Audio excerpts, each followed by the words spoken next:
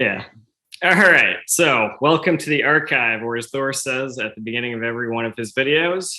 Välkommen allesammans. I don't know if we should do that here, but well, people still don't understand that. But yeah, it just means welcome everybody. Yeah. And Scott likes to sing sometimes at the beginning of some of his videos. I'll just do my typical intro. Hi, my name is Dr. Scott Schell, and I'm a specialist in the Germanic languages. I have a BA in German, in Germanic linguistics from UC Berkeley. There you go.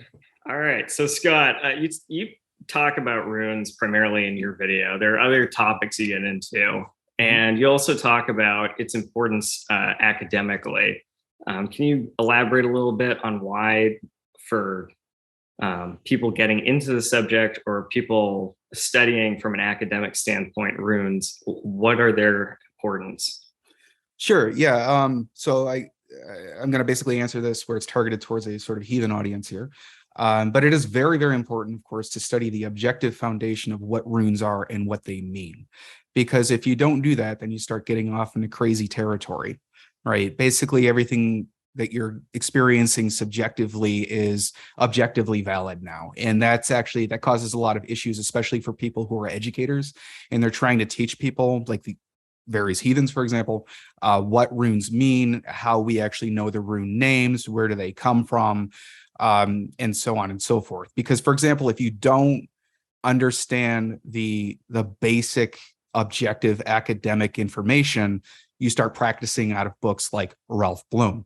If you look at Ralph Bloom, and those of you who do like Ralph Bloom, that's great. But maybe that's your particular path and you resonate with that approach. But just know that his rune names, for example, are completely wrong. So it's important to be rooted in objective fact, go out and try some things, get that subjective experience, and then that could arguably lead to a better holistic understanding of practicing runes, for example. Okay. And so now that you've answered that for a heathen audience, can you talk about, for an academic audience, the importance in finding roots or core of a culture? So from an academic perspective, runology is actually an interdisciplinary field. And the reason it is because when we look at these runic inscriptions, we want to understand the Germanic cultures, right? And also the Scandinavian cultures. When I say Germanic, I also mean Scandinavian. When we do that, that allows us to understand maybe some social hierarchies. It allows us to understand their conception of the world. That's a huge one. It's really important, I think, to at least know when you're projecting something that's a modern view onto something that was 1,000, 2,000 years ago versus trying to just understand how the culture worked 1,000 or 2,000 years ago. That's very important. But the reason I'm saying it's interdisciplinary is because it's like I am a linguist. I focus on the language. That is only a quarter of what it takes for interpretation of runic inscriptions. So you have to take into consideration the archaeological evidence, for example. You have to take into consideration the way that runes are executed. You have to take into consideration the timeline, in which case would be, of course, the linguistics behind it. And so basically taking into consideration all those different approaches and all those different fields, that is what's going to help us to understand a better Germanic worldview. And in fact, my dissertation was basically on that, where I talked about a lot of these runic inscriptions, but I really emphasized the idea that you should be focused on something called the Weltanschauung, which is the world view of a people to really understand how it was that they thought. Very cool. And yeah, so important to get into that. Like you said, it's the runes are just one part of it, but I have some questions we'll go over there that's going to kind of not only teach us about the runes and how they were used, but about those cultures from ancient times when there is no real written evidence about what was going on back then or what they thought and how they lived. So but the runes can absolutely help with that. Yeah, they can. They can definitely help with that, especially when you start looking into the old rune poems. There's the Old English rune poem, the Old Norwegian rune rhyme, the Old Icelandic rune poem. There actually is an early modern Swedish rune poem that just came to light that was published in the Rune Poems, A Reawakened Tradition. So if anybody wants to check out a translation of that. It's also treated very scholarly by Michael Moynihan. So I think that the community should, both heathen and academic, should really know about that work, because the early modern Swedish rune poem is not very much discussed. But yeah, all those rune poems also help inform us of the rune meanings too. Yeah, absolutely. Yeah, we'll get into those. Is there any other questions you had, Garret, for the start of it before we get into the academic stuff? Before we get into the real academic stuff, yeah. So there's a lot of multi-meanings in runes. Could both of you elaborate on that, like why there's so many meanings tied just to one rune specifically? Do you want to take this, Thor? So this is difficult. 90% of that comes from modern times, unfortunately. 90% of what the average person is going to see out there in the internet, the rune names and the symbolism and the meanings behind that, it's been made up in the last 20, 30, 60, even 100 years. Okay, and not to smash on Ralph Bloom, did this start with him, or does No. This goes back to the 1800s. Some of the scholars back then, even they were coming up with their own interpretations that some of them are very good, but some of them didn't necessarily have much basis in the historical what we know. So that's the difference. But it's important just people know the difference. Of course, it's cool to have interpretations, but knowing which ones are actually ancient and which ones are not. Okay, and were these like bias from the times because people were looking back on their history or these cultures going, oh, look at these silly people? Or was this also something like we're just taking a crack at it and we're trying to figure out what these mean? They're trying to get some definitive answers on this. Yeah, what do you think, Scott? You know a lot more about that than me, probably. The early 1800s, 1900s. Yeah, the answer is actually really simple. So the short answer is they would sometimes associate rune meanings with other words that look like, for example, Soilo, the S rune, might look like it's related to Sieg, as in like Sieg, victory, and Zeke, sorry. And that's not true. It's actually not related to that at all. But what would happen in these earlier times, because linguistics hadn't quite developed enough yet, especially for a wider audience besides outside of Grimm, for example, and Rasmus Rask, they would sometimes say that these words must have been associated with these runes, and it was sometimes guesswork, more often than not, actually. That's one approach, but the other approach too is that, for example, with like rune sounds, you hear about this from like Friedrich Marby, for example, with like rune sounds, they would associate the rune name and just the rune sound, like the initial S sound, with a concept, right? And so that comes a little bit later. But I must point out too that the whole idea of like runic yoga, everyone wants to say it's very modern. Sure, but if you also look at the Horn of Gallius, for example, you do have human figures there shaped as runes. So that's something to contemplate as well.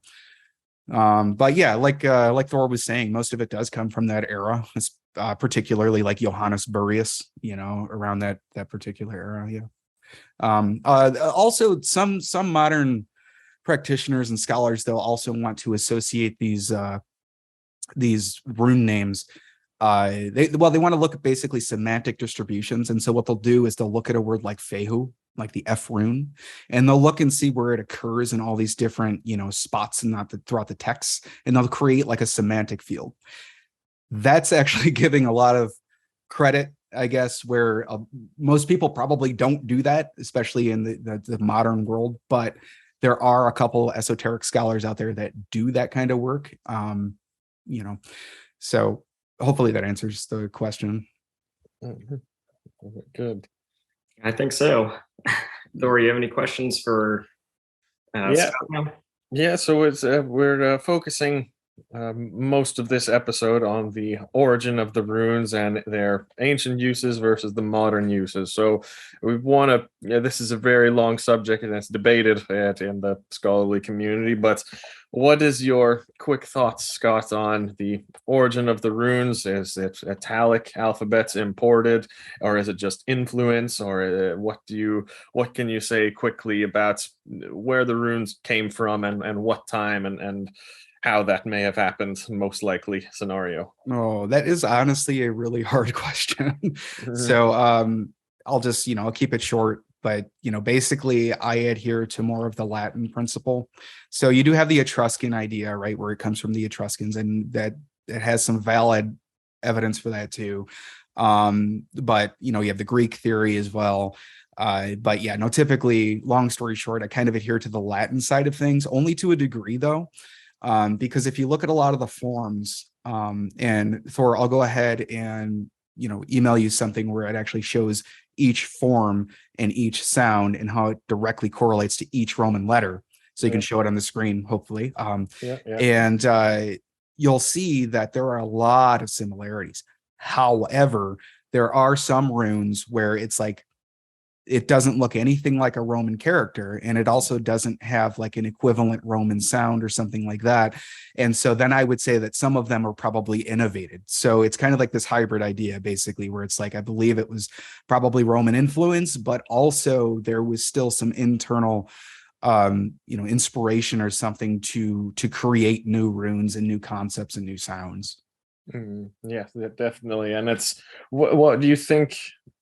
Is it as simple as, the Germanic tribes being hired as mercenaries for Rome and them picking up the, different alphabets from them that way? Or do you think there's something more than that that goes further back than the time that they were being I think it was hired as really more of the mercenaries? former, because if you look at some of the oldest runic inscriptions, they're down in the south, and then they gradually move up. Right. We have some very old inscriptions, in Scandinavia, but honestly, a lot of those inscriptions are mostly later, right? With a few exceptions. So it's hard to say, but it appears like there was some sort of something going on down there in the south. And because we even find inscriptions, for example, in Switzerland, and it just kind of moved up. But I do believe too that here's the big thing too. People want to think that runes were like meant for everyone, and that's not the case. So it was actually the rune master, in which case I still adhere to that title as a rune master, was taught these things. And then they taught them to maybe another learner or something like that. The entire community did not know how to read runes. And it was meant for a specific type or class of a person.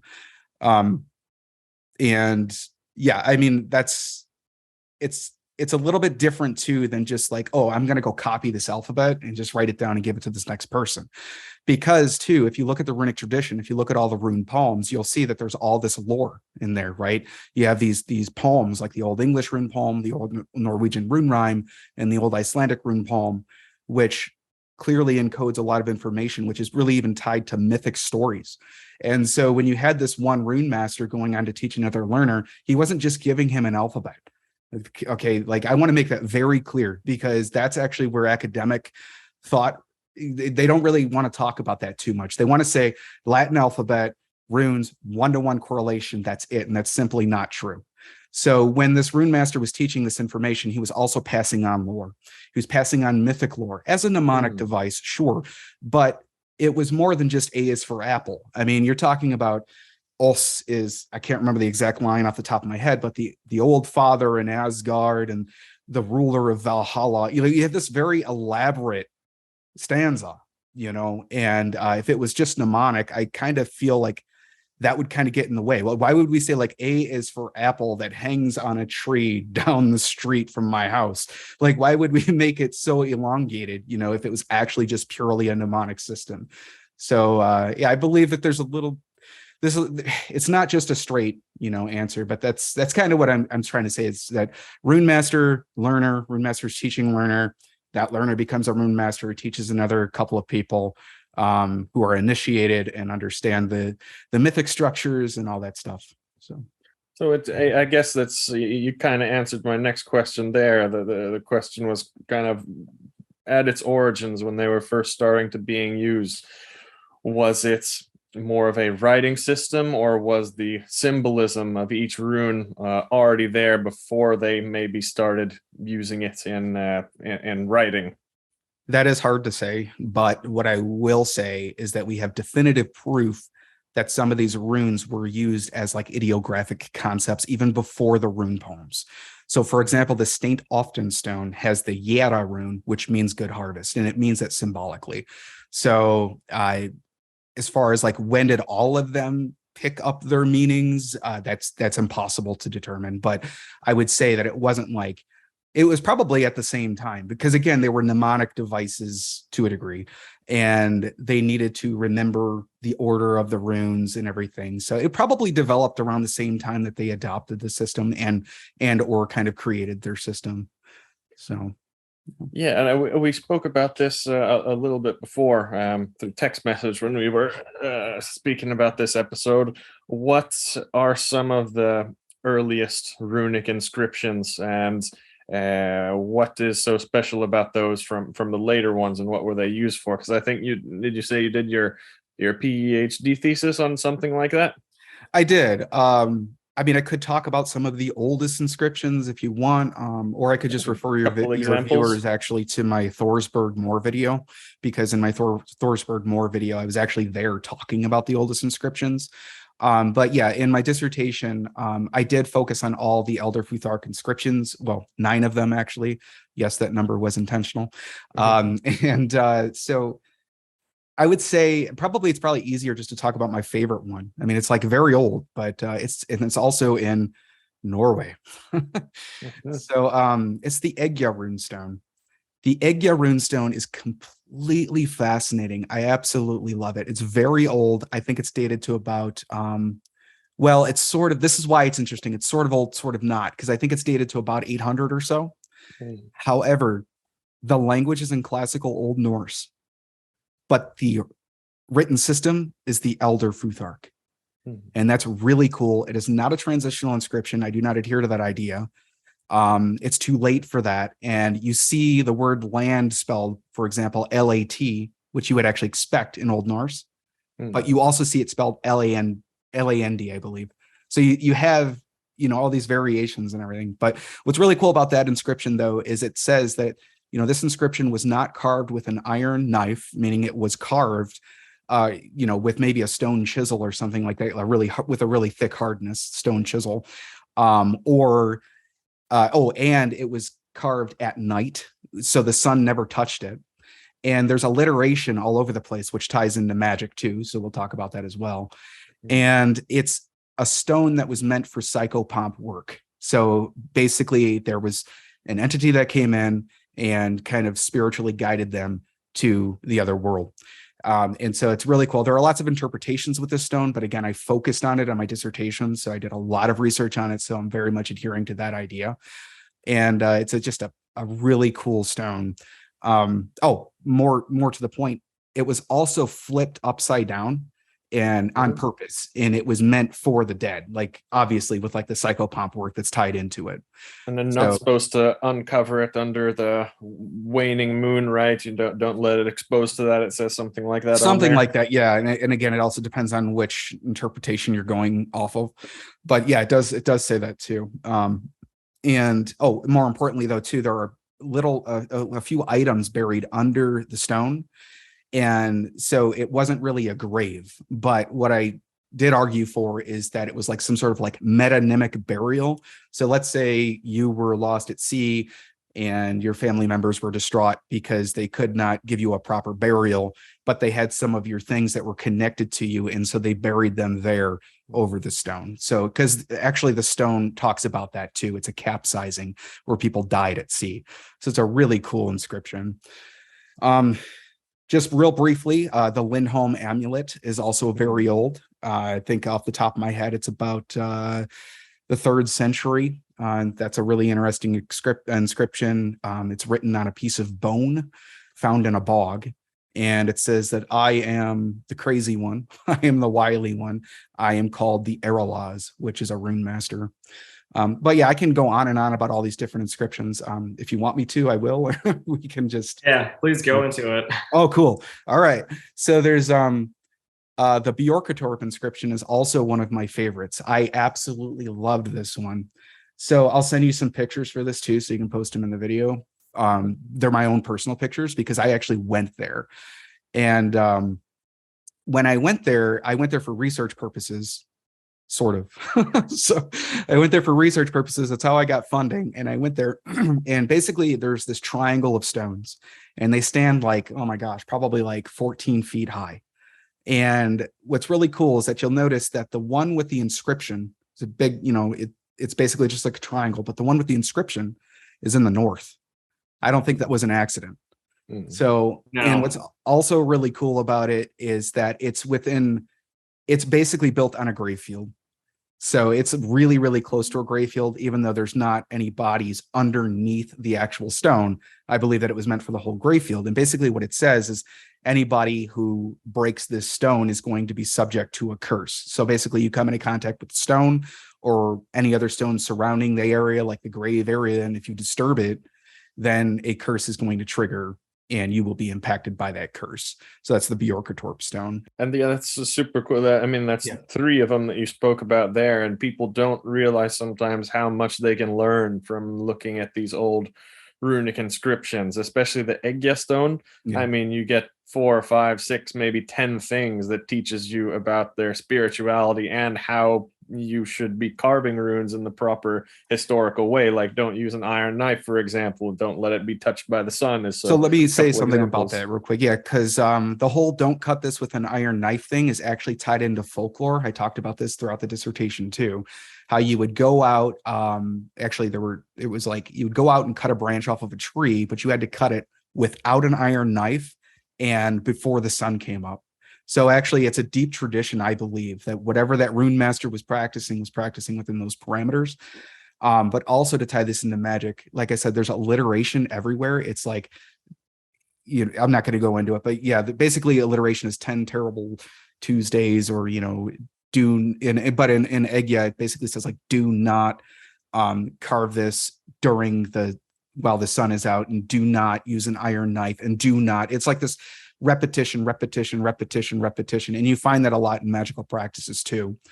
Even as something as simple as like when you were little, you might say like, rain, rain, go away, come again another day. Like you have all this repetition, and you also have semantic repetition and sound repetition, and that ties very closely into a lot of magic practices. All right, so now I'm going to barge in and start with saying, can the both of you define magic in your own words? Or from your studies? Yeah. Too much of a question. Well, I can say a lot about that. So do you want to just talk about it, Thor? I just recently, I was on another podcast last week and kind of formed my thoughts into the shortest way possible. The old religions are trying to explain, understand, and interpret the nature and the universe and the forces all around us. Magic and ritual is trying to influence or even control those forces in some way. Yeah, and that's the shortest answer. No, I actually really like that. I really do. It's you could probably even say using the will basically to kind of control universe too. But I really like that. If I had to give it my own personal definition, I would agree with that too. The thing is that when it comes to magic, it's a huge can of worms. And I know this because my dissertation was actually called The Application of Persian Semiotics. I'm already forgetting my own title. Establishing parameters of magical communication. And so I actually talked a lot about magic, because the problem is that as a scholar, you can imagine, I walk into a conference and I'm like, I'm going to talk about runes and magic. They're like, they're already judging me. I mean, I know this 100%. They're like, oh, this guy's just nuts. And it was really tough to deal with, because the only person who supported me talking about magic was actually my advisor. And that's honestly all I needed. I just needed my advisor, but the whole department was just like, whatever. They were just messing with me about the whole time. And what I had to make clear, and what I want to make clear in this video for everybody listening, is that when we're talking about magic, we're not talking about Harry Potter. We're not talking about cheap parlor tricks where we're pulling rabbits out of hats. Although that could be construed as magic too, because of illusion. But either way, what I had to do was go through and figure out how to talk about magic and runology. And because if I just talk about magic and runes, there's absolutely not a single scholar out there who wants to hear about it. But I finally got one to listen to me. And he actually thought that what I had to say had some merit. And the reason why is because I pulled it way out of the subjective context. And I said, all right, I asked everybody in the room, I said, what does magic mean? I could have gotten 42 different answers. And I said, well, let's just narrow it down. Let's at least pay some homage to the fields which have studied this. So let's look at Emil Durkheim and Marcel Mauss. Let's look at how they define magic in a sociological context. The person is very asocial, for example. He's kind of the weirdo who's out there on the limits, of the village that nobody talks to and nobody goes to because he's kind of just strange. But the people in the community need some help, and so they go to him. That's very different than someone who sits here and does a rune reading. It's very different. But outside of Marcel Mauss, you also have people like Malinowski, who says that the purpose of magic is to sort of vent emotions. So that's another completely different approach. You have another approach, which is older, but I still think it's worth knowing about, by Fraser, for example, who says it starts off as the society starts off as a magic believing sort of society, and then quote unquote evolves into religion, and then quote unquote evolves into science. That's a problem. And he also says that they're all just stupid. I mean, he literally does. He calls them dumb-witted savages. So, but he does have some interesting theories on when he talks about magic and says like, oh, magic's involved when you touch an object and then you touch another thing and there's a relationship. So he has some interesting ideas. But my point in bringing all this up is that the study of magic should be taken seriously and not just thrown around. Like, when I talk about magic, I don't want someone to think that I'm trying to, say Wingardium Leviosa and make something float. It's not that. And, so there's emotionalist approaches, there are sociological approaches, there are evolutionist approaches, there are semiotic approaches, there is actually even a linguistic approach to it. There are all these different approaches. And if we think, I think that if we can at least understand where all of these authors are coming from with what does magic mean, I think we would be far like light years ahead, instead of just thinking about magic and thinking about, like I said, like Harry Potter or something like that. And I would recommend a book to your readers too. It's called Defining Magic. So I'll go ahead and send you a link for that. It's fantastic. It really just widened my understanding of magic so much, just starting with that. But it's just a nice big reader, in which case talks about all those people very briefly, like Marcel Mauss, Emil Durkheim, and Malinowski, and several others. Yeah. Thank you, Scott. Yeah. And so it's interesting hearing you talk about how there was a rune master that was specifically describing don't make runes, or make sure you make your runes before the sun comes up. Don't use an iron knife. So tying this back to the Celts just for a minute, and bear with me if this gets a little long. So a lot of people describe like the Druids as just nature worshipers, but when you're going towards the cultures that talk about, or people who even claim to be Druids, so if you were to watch like Ben McBrady and the Old Gaelic Order, which was a documentary made in '89, and he claimed Druids were not nature worshipers. They were a group of people that were outside of society, whose goal was to obtain the knowledge of the universe and share it with society. So he claims, and there are other people that claim this as well, claim they were the ones that taught society how to build Stonehenge. They were the ones that taught people how to use magic.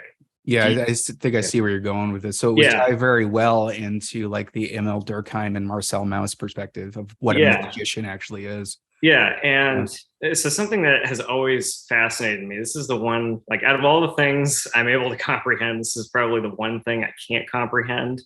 Trying to understand is the one myth that there were some Druids that knew how to remain invisible to a pack of wolves walking by.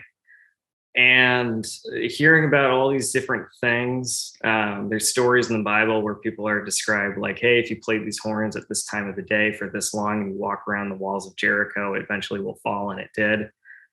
Do you think also magic too is a form of, or is a perspective on science and the physical world as well, that our ancestors knew? And yeah, I don't look at science and magic as two separate things. So I believe that magic can exist alongside science. Don't use an iron knife. Is there something specific about iron that when coming in contact with wood or organic material? Well, I mean, we have letting the sun touch freshly cut wood. Right. I mean, we have, I think, Thor and I talked about this before, other than just knowing that, for example, with spirits and them not liking iron, that's all I can really say. I mean, we know that, for example, when you throw iron at a spirit, it's supposed to go away. So it's supposed to deter them. So you typically want to do that with spirits that are obviously not welcoming. So with the Aegir runestone, it was probably just another method of just keeping bad spirits away. But beyond that, again, we just don't really know. I don't like to speculate a whole lot because if I don't know, I just don't really know. Sorry if I'm not quite answering the question. It's one of those things too. It's like, okay, some things, herbal medicine, for example, humans have been doing that for thousands of years, and we figure out that, okay, they were right now that we know the modern scientific explanation why that does that stuff. And some things we don't know, some things we're figuring out. Not claiming that every magic practice that ancient humans did is right, but we know some of it is, and some of it might be, and also some of it may be impossible to tell. But it was at least a reality for them back then. Maybe they didn't believe it worked 100% of the time. It just helped. Also, if people around the world tend to do similar things, or even the exact same things, cultures who have never come into contact with each other, then that makes me believe that there's something more there. But everybody has to decide what they believe in and what makes sense to them. When we say we believe in magic, it's not like we believe in all of it, just some things that we have enough evidence that makes us believe that. And again, it depends on how you're defining it. If you ask me, do I believe that something's going to appear out of thin air? No, I don't. But it depends on how you're using it. As you said before, Thor, about using your will. We could also say about using your hamingya, right? About using the internal forces within you to maybe influence the universe. I'm very sort of self-oriented rather than community-oriented. So we spoke about that, and I know we wanted to touch on that, the hamingya related to the runes and the rune master. Hamingya is, of course, a word that we see coming up in Old Norse, so it's quite late. But how do you think that played into the rune masters, going from the Viking Age to the migration period and even before, and to these earliest inscriptions of runes? Well, hamingya is described as a sort of like personal inborn luck. Right. It's also, I should say, arguably, it's basically hammer, which is basically the shape goer. It's kind of interesting because it's like hammer and then like ganga, in which case it's like the hammer goer. And so the hammer is a part of the soul complex system, right? It's part of the physical shape, but it's not the leak. It's not the actual body. It's something that actually gives something some sort of physical shape, the physical substance, if you will. And what we might know is that this sort of, so if going to Havamal now real quick, you have like, do you know how to carve? Do you know how to color? It was actually just recently brought to my attention that it might not even mean, do you know how to color, but it's like, do you know how to grasp or catch them, which was kind of interesting too. But, do you know how to color? Do you know how to sacrifice? Do you know how to ask? Do you know how to basically interact with these things? I think that also ties into hamingya, which could also be tied back to the runes too, because you are putting the proverbial blood, sweat, and tears into the inscription. And you are this is sort of going to come out now. It's not quite academically based, but this is how I sort of resonate with things. When you're inscribing things and you're carving things and you're coloring things with runic inscriptions, you're literally sort of infusing it with your hamingya, your personal luck, your inborn personal luck. And that's part of what energizes the entire inscription. So that's like I said, that's part of my subjective, experiences. But historically, because I know your viewers want to know about some historical evidence for that. Well, what we can say is that, for example, the word Erelaz is not Earl. People want to say it's Earl. It's not Earl. The reason why is because it's Erelaz. It's not Erelaz, it's Erelaz. There's a different, what's called like an ablaut variant. Long story short, it's connected to something which means to rise up. So it's when somebody is an Erelaz, I believe that it's someone who is in a different state. It's someone who does rise up. This is talked about by Jan de Vries, for example. He connects those two things. So going back and to for the viewers who don't know, by the way, sure. Ek Erilaz is found on a lot of these runic inscriptions, basically just as like an introduction, like me, Erilaz, carve these runes or something like that, for those who don't know. Yeah, thank you for clarifying that. And also, I don't believe it's tied to the Heruli either, because the distribution of those formulas is all over Scandinavia and all over Germany. And it's a widespread distribution. So if it was actually connected to the tribe, the Heruli, it doesn't make sense for it to have such a wide distribution. But yeah, to answer your question though, it's hard to say, like, was it Hamingia? I don't know. I mean, but we do know that, for example, that whoever did these inscriptions, if we do agree that it meant to rise up mentally and to perform these inscriptions, there's something else going on there rather than just some profane writing, Scott was here. It's a little bit more than that.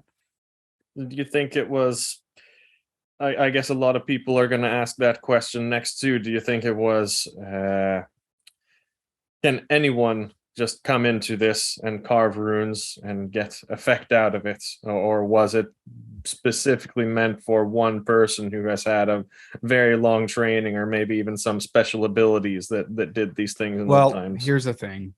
I honestly believe that it was meant for a specific type of audience.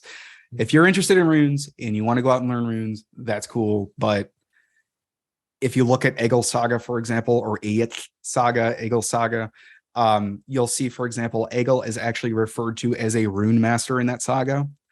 And there is, for example, someone who is very sick, and then someone comes along and tries to cure this girl by writing a runic inscription on it, and it fails. And it specifically fails because he doesn't know his stuff very well.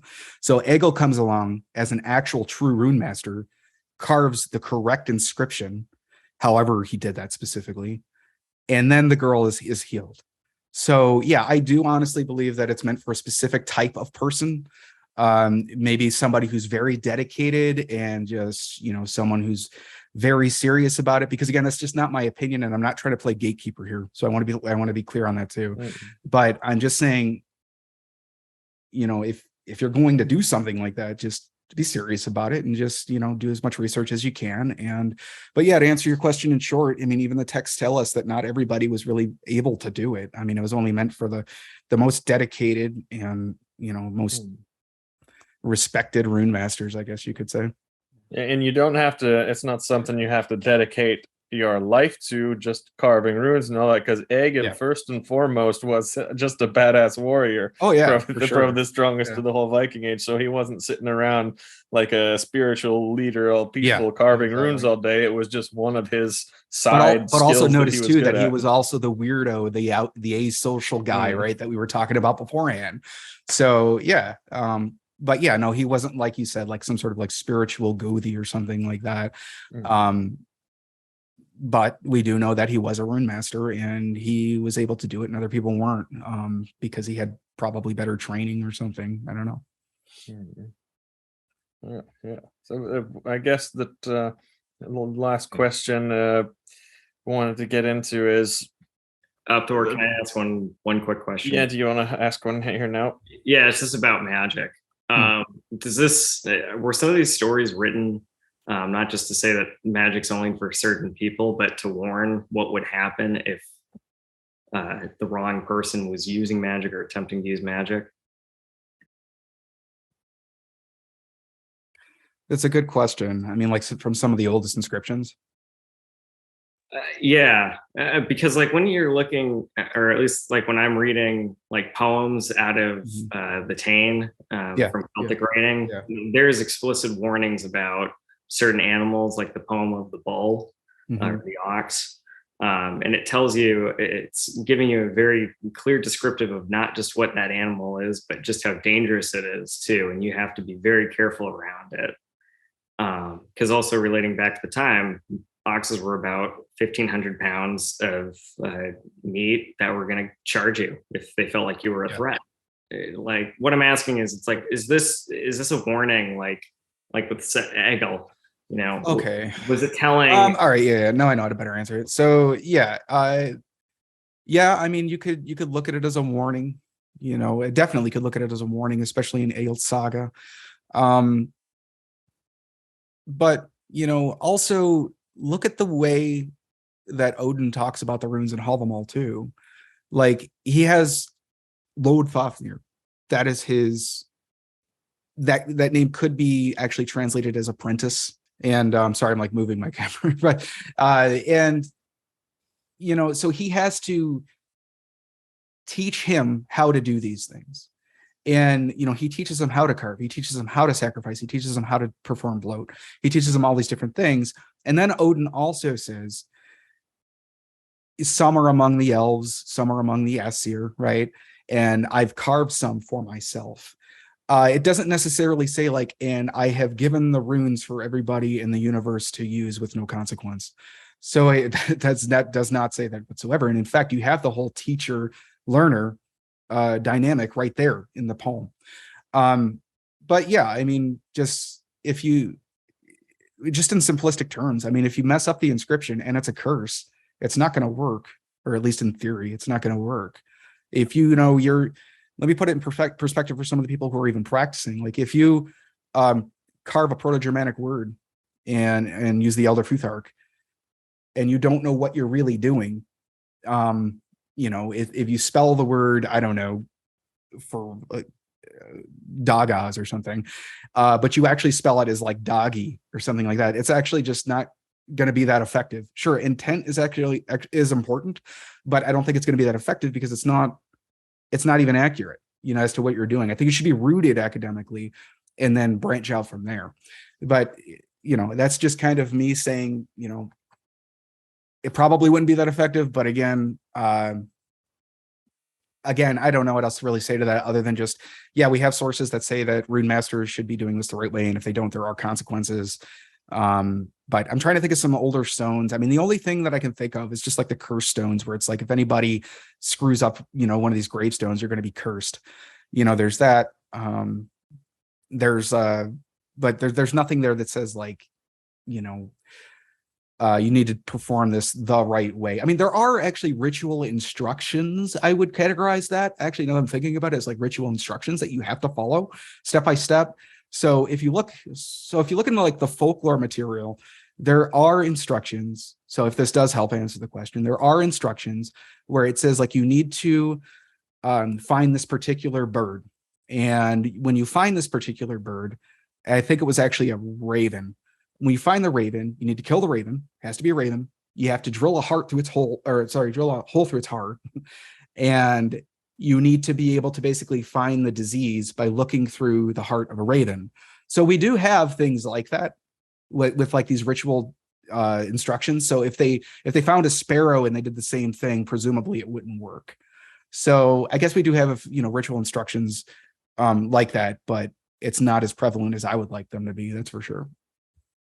What could you say about, I've thought about this a lot, and a lot of people have asked this question. When you're carving runes, if you start to do that, how big of a effect, how big of a difference does it have on the item that it's carved on? Because of course we have a ton of sources for this. It's been carved on just normal boulders, stones, amulets, bones, whale bones, all those types of things. What do you think? It doesn't matter specifically. It doesn't have any difference on the effect as to what item it's being carved on, based on what, there's few sources of it, of course, but anything that you've found that maybe can give us some clues about that. Yeah, of course, material is very important. But it also comes down to, again, the intent. Are you trying to make it last longer? Are you trying to turn it into something that's a memorial? In other words, like when you create these rune stones, you want them to last, right? These are memorial stones. So why would you do that on a piece of flat wood, when you want it to actually last? So that's one example. Another example is, if you want like an immediate effect, I find this kind of interesting. This comes from Sigurd Driepelmal. If you want an immediate effect and you carve it onto wood, and then you want to sort of deliver the message quickly, you can shave off the runes into the horn and then drink the horn. So that's a totally different intent. So I think it all just really depends on whatever your intent is. If it's on bone, is it on bone on purpose? It probably is on bone on purpose, because I actually have tried these different things. That's also what makes me different from your standard academic. I have carved on wood, I have carved on bone, I've carved on stone.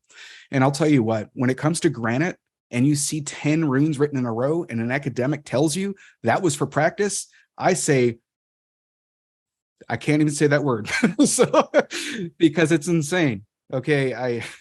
It's insane, because if you have ever gone out with a hammer and a chisel and you try practicing 10 of the same rune on a granite stone, rather, it's really hard. So I'm going to practice in dirt or maybe on wood or something like that. So I would say to those kinds of inscriptions too, that are like written on stone and they have 10 runes written in a row, I don't think that that's practice. Why would you do that? Like, it just doesn't make sense. And again, this is coming from someone who has carved a few rune stones myself, just to sort of see, what it's like to, like I said, towards the beginning of the video, putting yourself in that worldview, understanding what it's like to do these things, understanding the stress, that one is under, to just use a hammer and a chisel, not like a Dremel tool, actually doing the work. And if it's a bone, I think it was also intentional. Like the Lindholm amulet that I talked about earlier, where I said that the rune master and the crazy one, I'm called the wily one, actually. It actually is a bone that was shaped like some sort of serpent or fish. And the deposit, it was found in a bog. So some sort of like watery area. So I think there is obviously connection there. There's the bone, it's shaped like a fish, and it's deposited and thrown into a watery area, a bog. So yeah, I believe the material that one chooses is extremely important. I mean, it all comes down to really the intent. That's a really, really fascinating subject, and yeah, even just you speaking there gave a few more ideas for people. But there's probably dozens of things that you can, dozens of conclusions that you can make from those types of evidence and archaeological finds. But it's I don't know if there's any books on it, but yeah, that would be a really interesting area of research to do. Yeah, it's just all loose references here and there.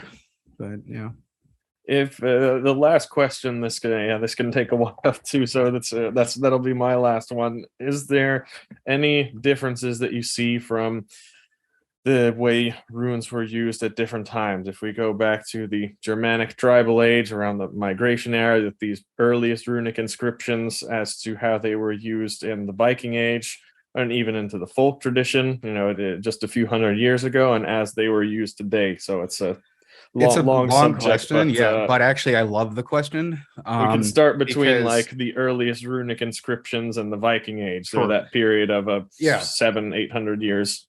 So it's a great question, because initially when I was talking about the rune master, so like we're going to start in the very early periods, right? The rune master and the learner, and how it was sort of restricted to a small group of people. That was very different. If we look in the oldest inscriptions, they weren't memorial stones. A lot of it wasn't memorial stones. It wasn't graffiti like so-and-so was here. And it also wasn't used. They weren't used for grocery lists.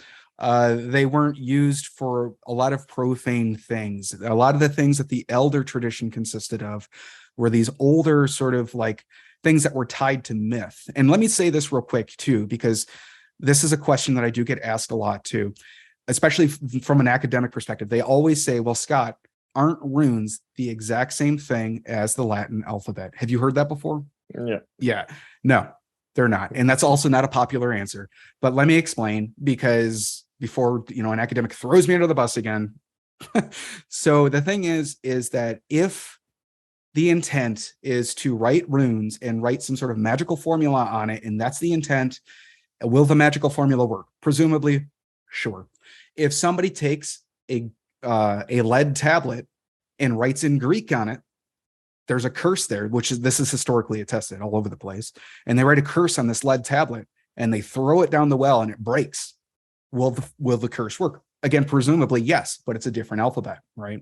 Well, the thing is that the reason why I don't equate them one to one is because you cannot remove the mythic context from the runes.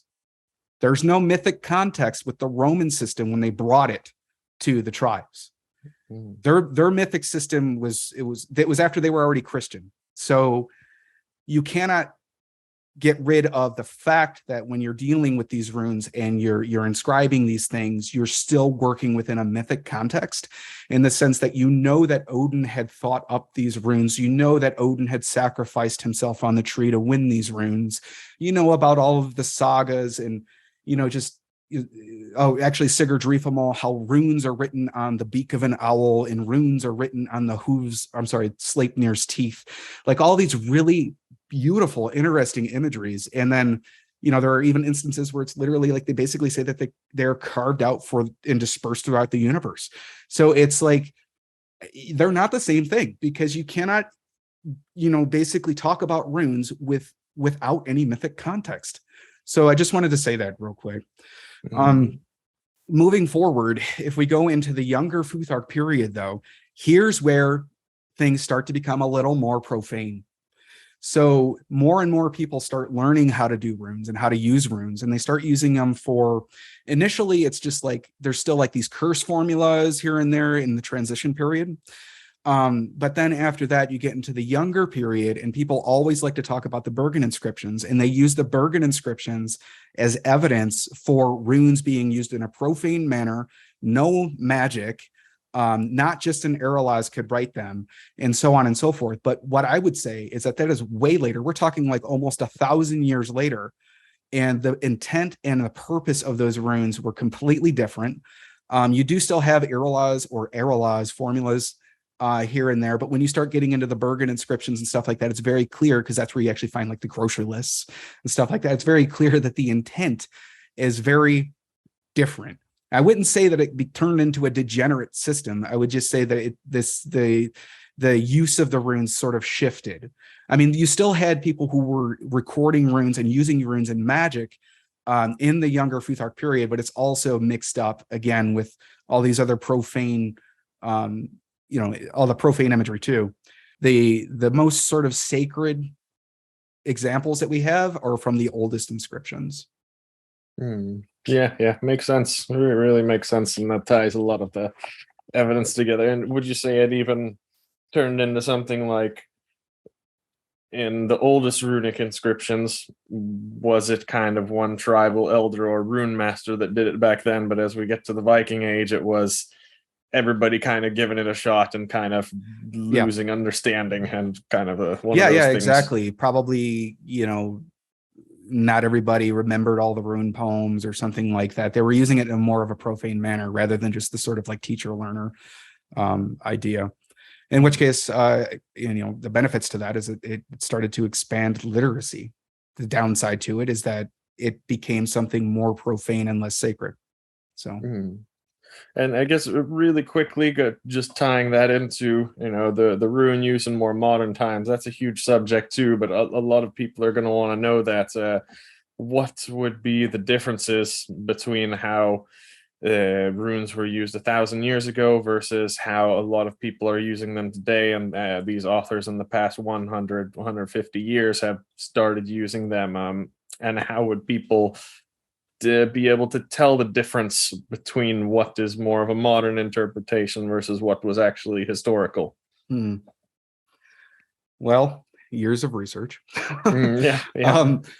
But yeah, I'm half joking, half not. It actually does require you to do a lot of work. And honestly, it's like, I find that a lot of people who want to practice this spiritually, that's great for them and they can do what they want. But the thing is that when you're not rooted, again, in everything I talked about in this video, if you're not rooted in the sort of objective fact, historical basis, then everything just becomes subjective.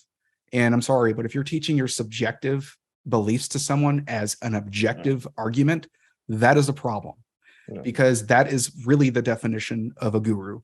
And, I try to approach this, especially in my channel, where it's like I told you before, I'm very personal with everything I do.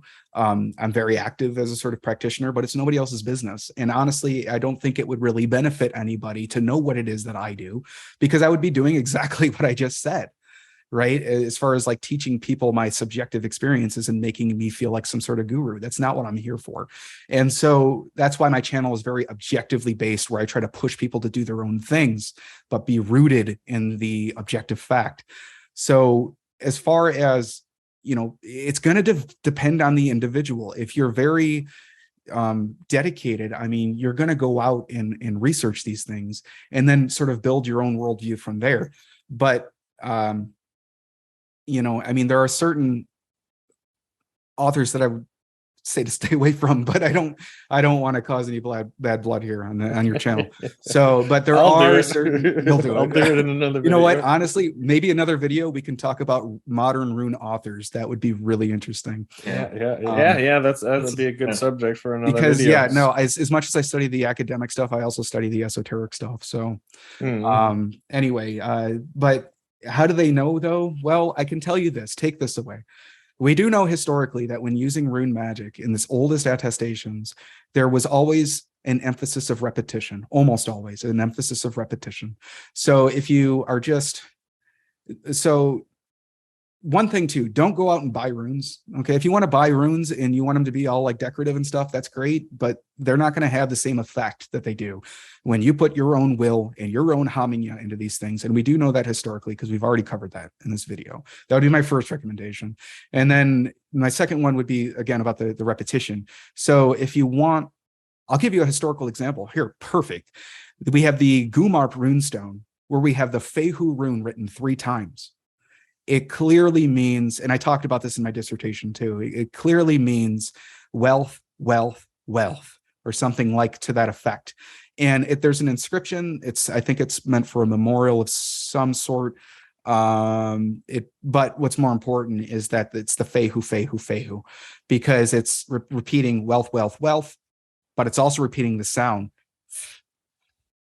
Like you have all these different sounds, Fehu, Fehu, Fehu, wealth, wealth, wealth. And you have, a piece of historical evidence right there if your audience wants it. So it's a repetition of sounds, repetition of semantics. That's very common. Sometimes too, you'll see that they assume other identities. Like I said too, with the Ek Erelaz formula, it says, I am called the Rune Master. I am called the Crazy One. I do not believe that it means the sunny one, but that's a linguistic argument. I do believe it means the crazy one. And so they sort of like rise up again into this sort of different mode of thinking.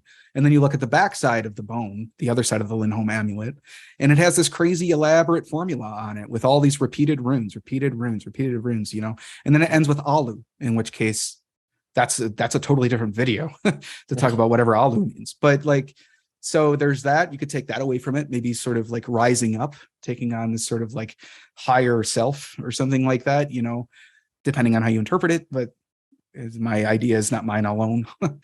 And there are several scholars out there who talk about this all over the place. Curse formulas were also very common. So if you had a stone, I think you can see the stone right there. It's actually a fun little Kensington runestone replica. But if you take this stone here and you write on it all in runes, don't touch this thing. If you do and you break it, then you'll be subject to ergi or something like that, like perversity, however you want to define that word. But that's another common formula. But to make that even more powerful, what you would do, this is going back to the Bjorkatorp runestone, because this is exactly from there. You would write the formula on the stone, and then you would have it alliterate. And not rhyme. Rhyming is actually not Germanic, by the way. You would have it alliterate, like with the 10 terrible Tuesdays, the initial alliteration. And then you would sort of encode a curse formula on that with all the alliteration, and maybe even a curse word like alu or something like that. And that, if you are trying to be 100% historical, that would be a very good example of something like that. Yeah, very, very fascinating. Yeah, so we've covered so much, but we've just touched on it. Really, you can see Oh, we why have, yeah. There's so many people are so into it and why it's such a big subject and so many books and interpretations. But yeah, people have gotten a very good start to it, at least if they're looking to get into it some more. Do you have any other questions, Garret? I was going to ask the importance of why people need to make their own runes, but I think you guys already covered that. Yeah, pretty much, with the whole humming and the will, and then talking about ego and stuff like that. And yeah. All right. So thank you for taking your time to be here and talk with Scott. And so if anybody watching this is interested in more of Scott's work, his YouTube channel and his books are all going to be linked in the description below. And I definitely recommend you should check him out. There's a lot more content than you'll find here there. awesome. All right. Thank you again, Scott. Good, Yeah, thanks you. a lot. Thanks for having me.